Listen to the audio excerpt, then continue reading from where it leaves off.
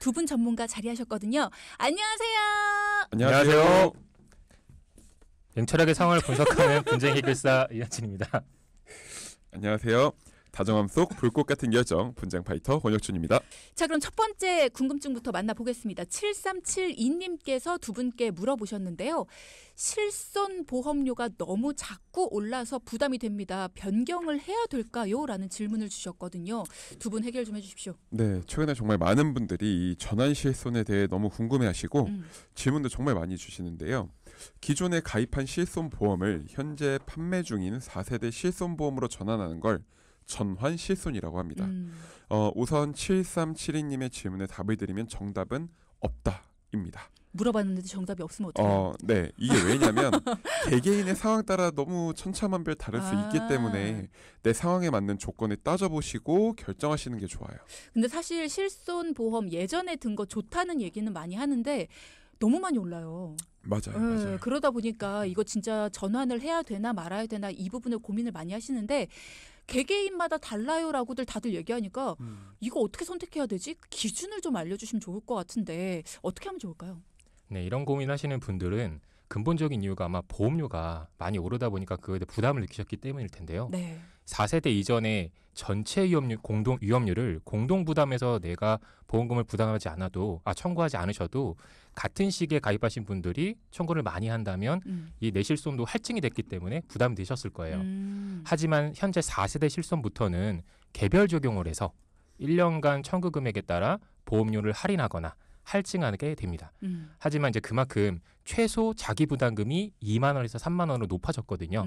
때문에 이제 소액권을 청구하셨을 때는 보상받을 확률이 좀 낮아질 수 있는 거죠. 장단점이 있군요. 네, 그렇죠. 맞습니다. 장단점이 있는데 이런 경우 우리가 두 가지를 생각하면서 좀 결정하시면 조금이나마 도움이 될 것 같은데요. 첫째, 현재 실손보험의 보험료가 부담이 되는지를 생각해 보셔야 돼요.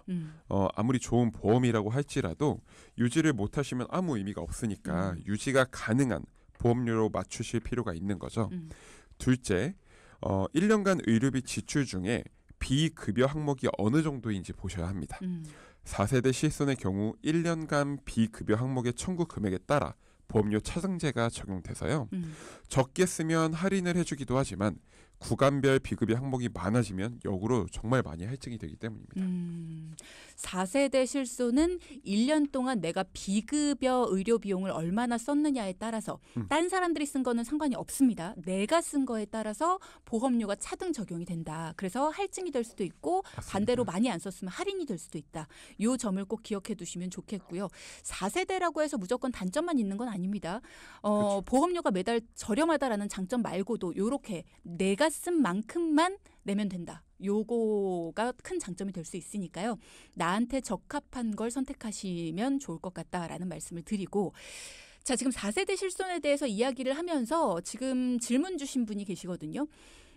단체 실손보험을 개인 실손보험으로 전환할 수 있을까요? 라고 남기은 님께서 물어보셨어요. 네, 이 부분 말씀을 드릴게요. 네. 일단 단체 실손보험도 전환 가능합니다. 가능한데 단 조건이 좀 있거든요. 네. 단체 실손보험 같은 경우에 가입하신 지가 5년이 경과돼야 돼요. 그러니까 무조건 되는 게 아니기 때문에 회사에 한번 확인해 보셔야 되겠죠. 여러 부분이 있다라는 거고요. 은퇴가 이제 65세 이전에 전환하셔야 된다는 또 그 점도 있습니다. 그러니까 내가 혹시나 뭐 회사에 장기 근로를 해서 언제 그 이상을 하실 수 있을지 모르겠지만 그 이후에 전환하실 때는 제약이 있을 수 있다라는 거 그걸 좀 체크해 보셔야 될 것 같고요. 한 가지 좀 더 말씀을 드리면 단체 실손을 개인으로 전환하는 것도 좋다 생각할 수 있지만 개인 실손보험이 또 있으실 수도 있잖아요. 그렇죠. 갖고 그럼 있을 중복을 수 이거 있죠. 해도 되나 이런 고민이 있으실 텐데 이 경우는 개인 실손보험을 가입하신 지 1년이 경과됐으면 내 실손보험을 중지해 두실 수가 있어요. 납입 중지제도. 그렇죠. 그러면 그렇게 제도를 확인해 보신 것도 있기 때문에 나한테 어떤 게 더 좋을지 판단해 보시는 필요가 있을 것 같습니다. 일단은 전환제도를 이용하시는 것도 좋지만 전환제도를 했을 때는 나중에 이제 단체 실손이 없어졌을 때 내 개인 실손이 없어지기 때문에 그런 부분들의 단점이 있을 수 있다. 그러니까 개인 실손 제도를 유지하면서 둘을 중복으로 낼 게 아니라 개인 실손을 납입을 중지시켜 놓으면 하나만 내는 거니까 그렇게 해서 제도를 이용하신다면 나중에 단체 실손이 없어졌을 때 내 개인 실손을 부활시키면 되니까 그렇게 이용을 하시는 게 가장 좋다라고 전문가님들이 추천 추천을 해주셨었죠. 혹시 남기은 님도 그런 방법을 써보시면 어떨까라는 생각이 드는데요. 이게 회사마다도 제도가 달라요. 그렇기 때문에 어떤 제도를 이용하고 계시는지 이런 부분들도 좀 파악을 해보면 좋을 것 같네요. 전문가 도움 필요하시다면 더 자세한 도움은 상담 신청을 해주시면 좋겠습니다. 무료로 도움 드리는 거 아시죠? 자, 그러면 두 번째 질문도 살펴보겠습니다. 1204님의 질문이었는데요. 제가 보험 상담을 몇 차례 받았는데 담당자마다 기준이 달라서 헷갈립니다. 제 나이가 40대 후반인데요. 적정 보험료는 기준이 어떻게 되는 걸까요? 라는 질문 주셨네요. 상담을 하다 보면 네. 이런 경우가 좀 많이 있어요. 그러니까 포털 사이트에 저희가 뭐 이렇게 검색했을 때 금액이 딱 책정돼 있다면 정말 보험 소비자분들 입장에서 덜 혼란스럽지 않을까 생각하기도 맞아요. 하는데요. 하지만 보험이란 건 무형의 상품이죠. 이러다 보니까 그 가치가 개개인마다 다 다르고요. 상황이 다르기 때문에 딱 얼마입니다 이렇게 말씀드리기 좀 어려워요. 맞아요. 그래서 그렇기 때문에 담당자의 말만 듣고서 무조건 결정하시기보다는 충분한 상담을 통해 나에게 좀 더 적합한 보험을 결정하시는 게 좋을 것 같습니다. 맞아요. 네, 우리 동키분들을 위해 적정 보험료를 정할 때 도움이 될 만한 기준들을 좀 몇 가지 말씀드리면 훨씬 좀 도움이 될 것 같아요. 맞아요. 자, 보통 적당한 보험료는 월 소득의 10에서 15% 사이라고 들어보신 분들 많으실 거예요. 이건 역시 경우에 따라서는 물론 적합하지 않을 수도 있다는 의견도 많은데요. 따라서 가장 적합한 기준은 우리 가처분 소득의 10에서 15%가 적당하다라고 할 수 있습니다. What? 가처분 소득까지 나와요? 네, 여기서 가처분 소득이란 어. 개인이 실제로 사용할 수 있는 소득으로 월 소득에서 고정 지출을 제외한 소득, 자, 즉 실제 저축이나 소비에 쓸 수 있는 소득이라고 보시면 됩니다. 그러니까 내가 실제로 쓸 수 있는, 가용할 수 있는 돈의 범위 내에서 10에서 15%. 그렇죠. 그렇게 생각을 하시면 된다. 그러니까 매달 내가 뭐 대출금도 갚아야 되고 집에서 뭐 이렇게 뭐 전기세 뭐 이런 거 다 나가야 되는데 그런 것까지 포함해서 10에서 15% 하면 너무 커질 수 있으니 그런 거 다 빼고 내가 실제로 쓰거나 모아둘 수 있는 돈들 그 범위 안에서 10에서 15% 그렇죠. 이렇게 기억을 해두시면 좋겠네요. 네, 맞습니다. 그래서 조금 예를 들어 설명 한번 드리자면요. 네. 월에 한 400만 원 정도의 소득이 있으신 분을 예를 한번 들어볼게요.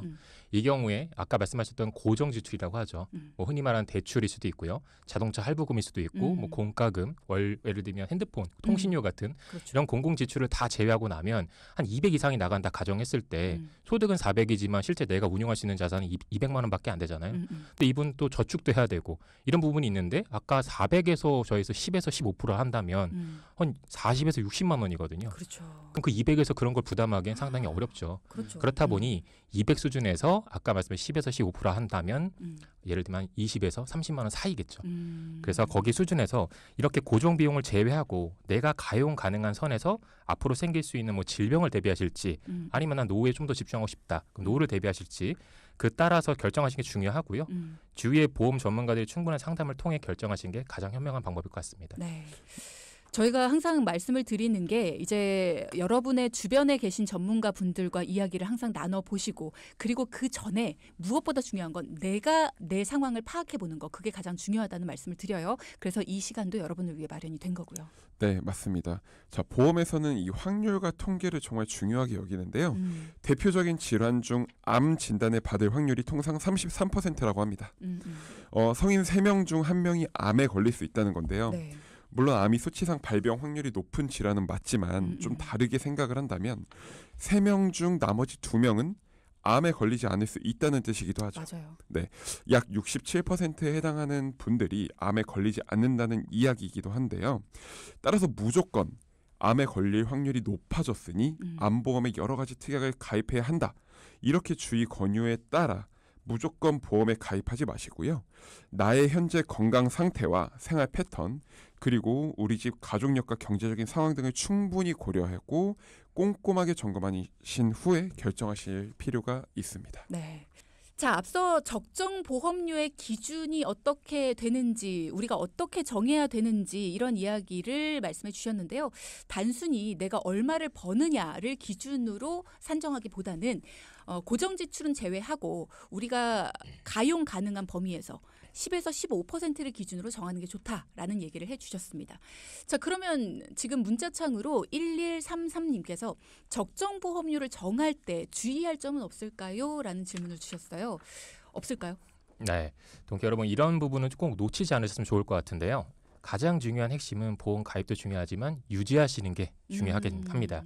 그래서 재무설계 기준으로 현금 흐름을 제대로 체크하셔서 나의 현금 흐름에 맞는 보험 가입을 가입하시는 게 중요한데요. 네. 보통 다음과 같은 고민들을 하시고 체크해 보시는 게 좋은데 가처분 소득 중 대출 비율이 높다면 이자 지출을 빠르게 낮추는 게 적합하기 때문에 그런 게 적정한 건지 아니면 가족력이 있기 때문에 특정 질병을 좀 더 대비하시는 게 좋을지 혹은 최소한의 보장으로 대비를 한 뒤 누구에게나 올 수 있는 노후를 대비하시는 게 좋을지 이런 구체적인 사항들을 꼼꼼히 살펴보실 필요가 있겠죠. 네, 아마 개개인별로 다르겠죠. 누군가는 노후 대비가 중요할 테고 누군가는 지금 내가 빚을 없애는 게 중요할 테고 누군가는 언제 어떻게 아플지 혹은 우리 가족들이 다 암을 걸렸다 그럼 나는 암에 대한 보장을 하는 게 내 마음이 편하다. 이런 부분이 다 다를 거예요. 그러니까 그런 부분들 어디에 내가 더 치중할지 이런 부분들을 좀 명확히 세우고 가야 된다. 길이라는 건 목적지가 있어야 되니까 그죠? 그렇죠. 그래서 우리가 보험을 준비하실 때 대표적으로 이 세 가지 중요하다라고 이야기를 하는데 첫 번째 실손보험 그리고 진단비, 수술비입니다. 실손보험 아까 주디가 말씀해 주신 것처럼 제2의 국민건강보험이라고도 하잖아요. 병원비의 대부분을 우리가 치료비를 받을 수 있는 거 그리고 진단비와 수술비는 정말 우리가 위험한 상황에 빠졌을 때 병원비 혹은 우리 개인 생활비 이런 것들을 준비하기 위해서 이 세 가지 실손보험, 진단비, 수술비 정말 우리가 중요하게 필요하다라고 말씀을 드리는데 사실 보험으로 이 모든 위험을 전부 대비하실 수는 없어요. 하지만 각자 상황에 맞는 대비를 하신다면 큰 위험으로부터 최소한의 방어가 가능하고요. 네. 현재 생활의 피해를 최소화하시는 게 가능할 수 있습니다. 또한 정기적인 피드백을 통해 상황이 변화했을 때 조정 과정을 통해 위험 혹은 재무관리 병행이 되신다면 좀 더 나은 노후를 맞이할 수 있을 것 같습니다. 그렇죠. 그래서 제가 이 시간을 통해서 가장 많이 말씀드리는 것 중에 하나가 우리 집에 맞는 울타리를 세워야 된다. 이런 얘기를 드리죠. 네. 우리 집에는 그냥 소소한 것들만 있는데 그러니까 즉 이 말은 다들 건강하고 크게 아픈 거 없고 가족력도 없어요. 근데 그런 집에다가 막 진짜 빌딩에나 있을 법한 완전 보안장치 대단한 그런 울타리를 세워놓으면 필요 없죠. 너무 큰 낭비예요. 그죠? 그럴 때는 그냥 최소한의 울타리. 근데 우리 집은 가족력이 너무 심하고 그리고 위험한 직업들을 가지고 있고 막 그런 거죠. 운전도 막 되게 험하게 하고 막 이런 집 있죠. 그런 가족들한테는 좀 단단한 울타리가 필요한 겁니다. 크게 다칠 위험도 있고 아플 위험성도 크고 그런 집들. 그러니까 그런 울타리들이 개개인마다 다르고요. 우리 집은 벌이가 좀 적은데 큰 울타리를 세워서 고정지출로 보험이 너무 많이 나가. 이런 집도 안 되는 거죠. 그러니까 여러 가지를 다 고려해 봐야 되는데 그 울타리가 집집마다 똑같을 수는 없다는 거예요. 그런 울타리를 나에게 맞춰서 세워야 되는데 그걸 어떻게 세워야 될지 우린 잘 모릅니다. 뭐가 적당한지 잘 몰라요. 재료도 잘 몰라요. 그런 것들을 전문가와 함께 상의하셔라. 그래서 모시고 온 게 늘 공부하고 늘 노력하는 전문가 그리고 실력 있는 전문가로 저희가 꼼꼼히 검증해서 모시고 온 겁니다. 월요일부터 금요일까지 두 분씩 함께하고 계시고요. 오늘은 특히나 우리가 이 보험과 관련해서는 피해 입지 않도록 약관에 특히나 더 집중해서 공부 열심히 하시는 두 분과 함께하고 있어요. 실손 이야기를 저희가 하다 보니까 실손에 대해서 궁금증을 보내주신 분이 있어서 이분의 이야기를 먼저 궁금증을 좀 해소해 드리고 넘어갈게요. 423 하나님께서 질문 주셨는데요. 집사람이 이번에 아파서 병원에서 시술도 받고 치료도 받았습니다. 근데 실손보험을 청구하니까 해당이 안 된다고 하면서 병원에서 비용 들어간 거 보상을 안 해주더라고요. 실손보험이 병원에서 비용 들어간 걸 보상해주는 보험이 아닌가요? 라는 질문 주셨어요. 맞습니다. 우선은 지금 시술하고 치료를 받으셨는데 실손보험이 안 온다고 하셔서 되게 안타까운 상황으로 그쵸? 이렇게 문자 네. 보내주신 것 같아요. 일단은 우리가 실손보험은 말씀하신 것처럼 병원비의 대부분, 뭐 병원비의 어느 일정 부분에 대해서 우리가 보상받는 게 맞는데 실손보험 우리 약관을 보면 제외되는 항목들이 좀 몇 가지 있어요.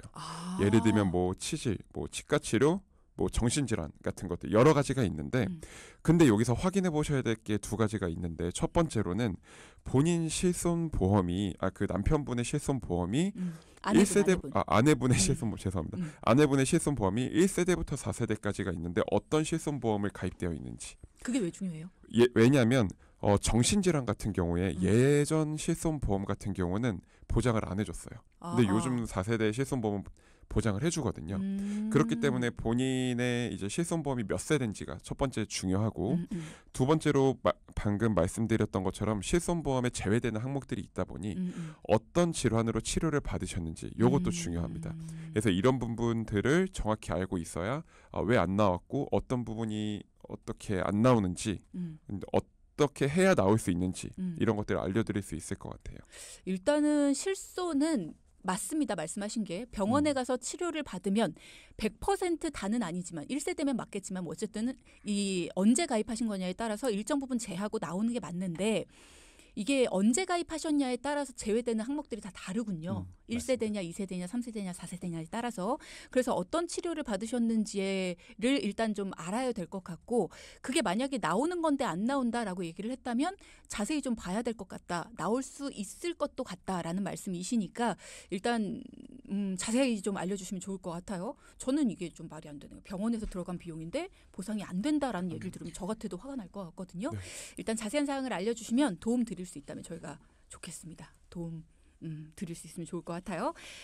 자, 그러면 이제 다음 이야기로 넘어가 보겠습니다.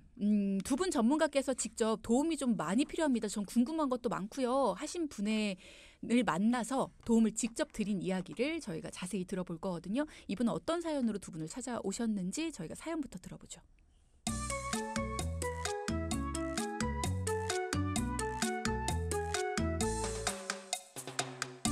안녕하세요. 저는 50대 후반의 주부입니다. 남편과 제 보험의 보험료가 계속 너무 많이 오르는 탓에 어떻게 해야 할지 모르겠어요. 남편이 자영업을 하고 있어서 은퇴 기간이 딱히 정해져 있지는 않은데요. 그래도 계속 오르는 보험료는 부담스러운 것이 사실이고요. 방송을 듣다 보면 실손보험은 평생 납입을 해야 한다고 하는데 이렇게 계속해서 평생을 낼 수는 없을 것 같기도 하고요. 저희 부부의 실손보험만 지금 약 40만 원 정도가 됩니다.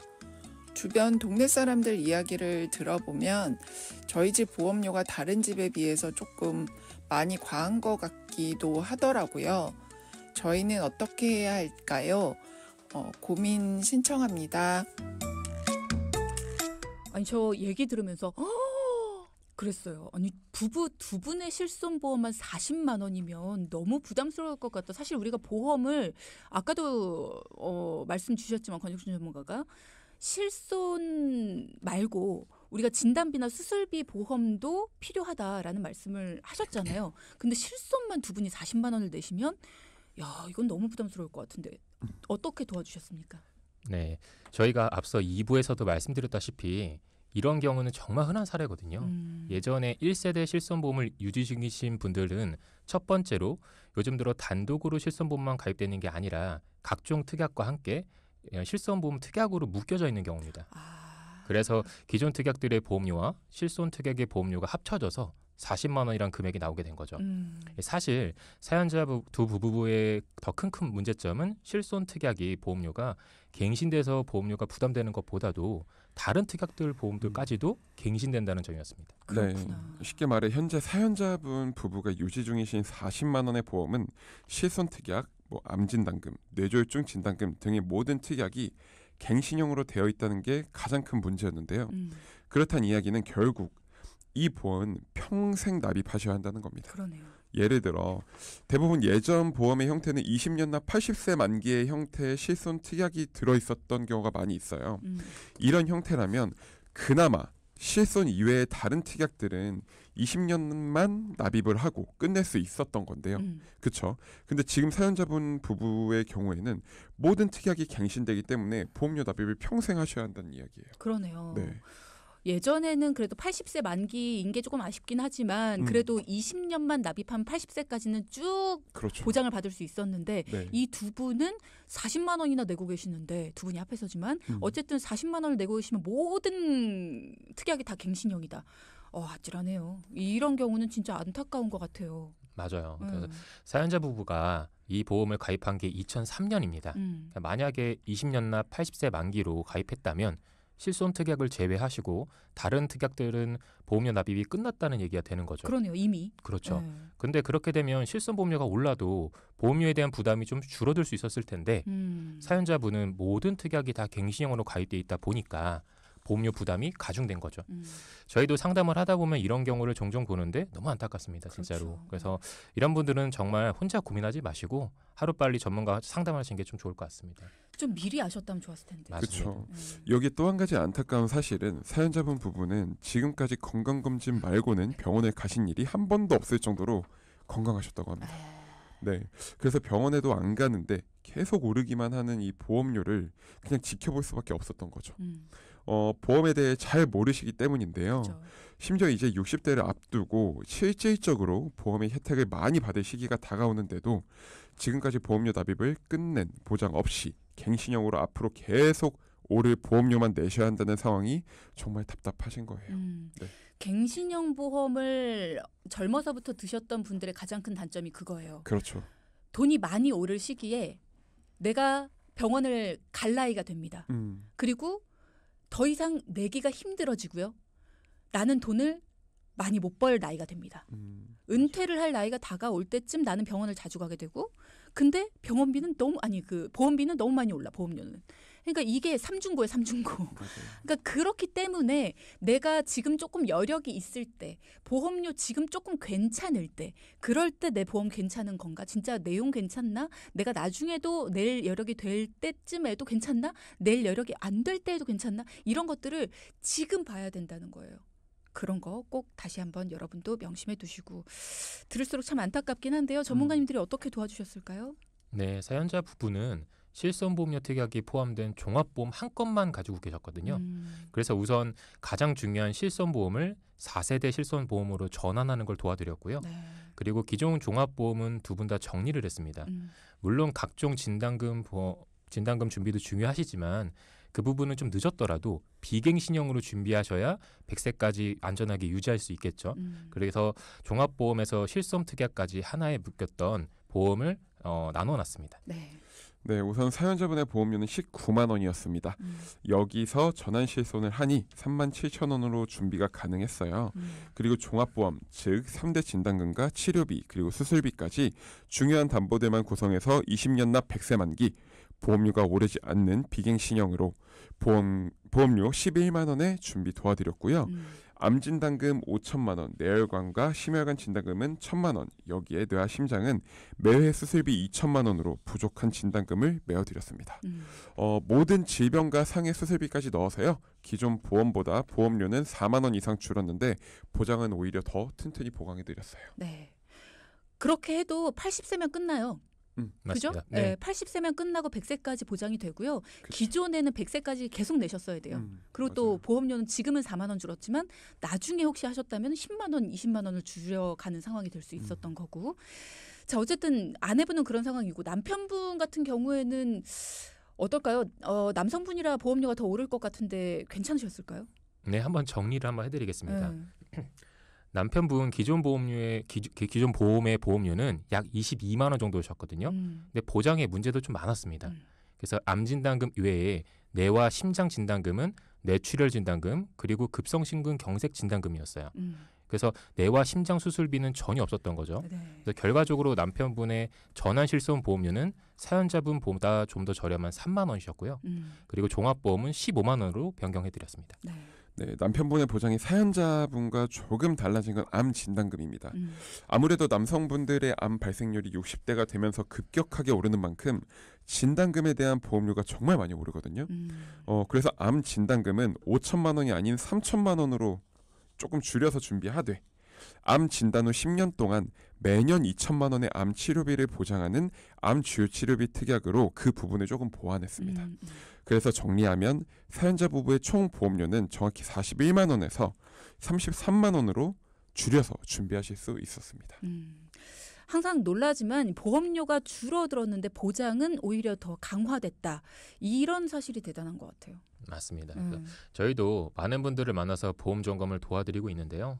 여러 가지 사항들이 많이 있습니다. 그래서 만약 사연자 부부와 같이 50대 후반이라 하더라도 자영업자가 아닌 일반 회사를 다니시는 분이라면 보장 점검 방향이 좀 달라질 수 있다라는 거죠. 앞에서 말씀드렸던 뭐 직장인이냐 아니 이런 것에 따라서 일정한 소득이 있으실 수도 있고 아니신 경우에 따라서는 준비할 수 있는 부분이 다르실 수 있잖아요.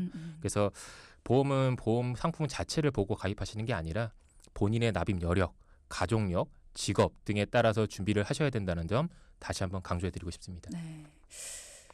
지금 문자창으로 9249님께서 질문 주셨는데요. 친한 친구가 암 진단을 받고 나서 왠지 저도 불안해서 암보험이 있는데도 하나 더 가입을 했습니다. 그리고 거의 3년 정도가 지났는데 해지를 고민하고 있어요. 해지를 하면 보장형이라서 환급금이 0이라 그동안 넣은 보험료가 아깝다라는 생각이 드는데 그렇다고 하더라도 앞으로 더 넣을 필요가 없는데 라는 생각도 들거든요.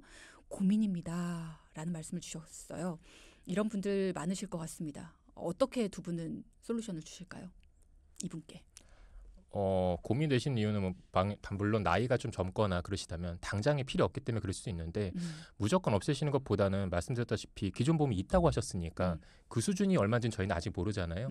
말씀하셨던 것처럼 내 소득 대비 내 경제 상황 대비 그 정도 수준으로도 커버가 되시는 거라면 당연히 그냥 기존 보험을 없애시는 것도 하나의 방법일 수 있지만 아직 말씀드렸던 단순하게 없애는 그 부분만 생각하지 마시고 내 전체적인 상황을 고려하셔서 어떤 부분이 적합할지를 전문가와 상담하시는 게 좀 더 낫지 않을까 생각이 듭니다. 기존 보험이 완벽하다면 괜찮다면 없애세요. 앞으로 나갈 돈이 아끼는 게 낫죠. 라는 말씀이시고 기존 보험이 문제가 있을 수도 있지 않을까요? 기존 보험의 구멍을 이 친구가 막아줬을 수도 있지 않을까요? 그럼 그 막아준 거 빼고 나머지만 조정하세요. 라는 말씀이시거든요. 자, 그럼 기존 보험을 일단 봐야 됩니다. 기존 보험이 어느 정도인지를 먼저 보여주세요. 라는 말씀이시니까 자, 보여주실 수 있다면 가능하시다면 증권 찍어 보여주셔도 좋고요. 아니면 지금 당장 증권도 없고 뭔가 보여줄 수 있는 상황이 아니다라고 하신다면 자세한 상담 신청해 주시면 좋겠습니다. 네, 두 분 오늘도 수고 많이 하셨습니다. 많은 분들이 도움 잘 받았습니다라고 인사 건네주시네요. 권혁준 전문가, 이현진 전문가 두 분과 함께했습니다. 고맙습니다. 감사합니다. 네, 방송 중에 상담해드리는 내용은요. 청취자 여러분의 올바른 투자 판단을 위해 참고로 드리는 말씀입니다. 금융상품 가입이나 해지 같은 판단은 스스로의 책임으로 결정하셔야 한다는 점 꼭 기억하시기 바랍니다.